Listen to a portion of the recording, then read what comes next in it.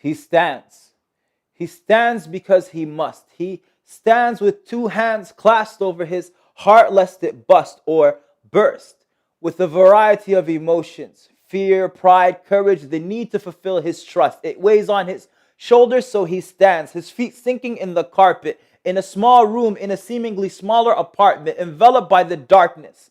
But his eyes are familiar with the night, so he sees the dancing of the shadows clearly. And he recites verses he loves dearly. قل اللهم مالك الملك تؤتي الملك من تشاء وتنزع الملك ممن تشاء وتعز من تشاء وتذل من تشاء بيدك الخير إنك على كل شيء قدير. And he bows, and he bows with such ease that it would cause some to be deceived, for his shoulders so easily moved. But that same back absolutely refused to bow to anyone other than the one whose words he just recited. And so he rises, his body camouflaged and matches the stillness in the air. His lips move softly, tongue quickly, heart aware. None can give what you withhold, and none can withhold what you give. وَلَا يَنْفَعُ ذُو الْجَدِّ مِنْكَ الْجَدِّ. He is without arms, so he raises his arms by his sides and he calls out, and again he confides, and he begins the conversation, hands towards the sky. Again and again he cries, Ya Rab, رحماك بأهلنا في ليبيا ومصر والسودان وسوريا واليمن وفلسطين. Entire nations on his mind. They will not be harmed, not from his side.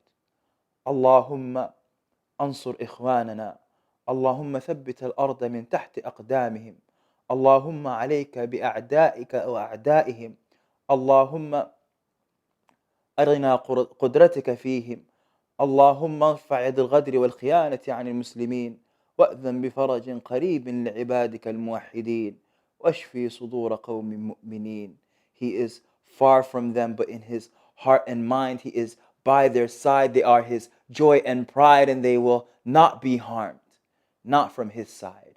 And so he stands, as he has stood, at the same post 5 times a day, and sometime near the end of the night, with his hands above his heart lest it burst. As he recites, he calls out, pleading for divine assistance. For he believes in angels, knows they can arrive in an instant. So he implores their arrival. And he falls. He falls so that a people can rise. He falls, facilitating a tyrant's demise. Into the sweetness of prostration he falls, seeking forgiveness for any transgression that would impede the journey of the arrows that he is sending from his window towards their target, from his small room in a seemingly smaller apartment, enveloped by the darkness.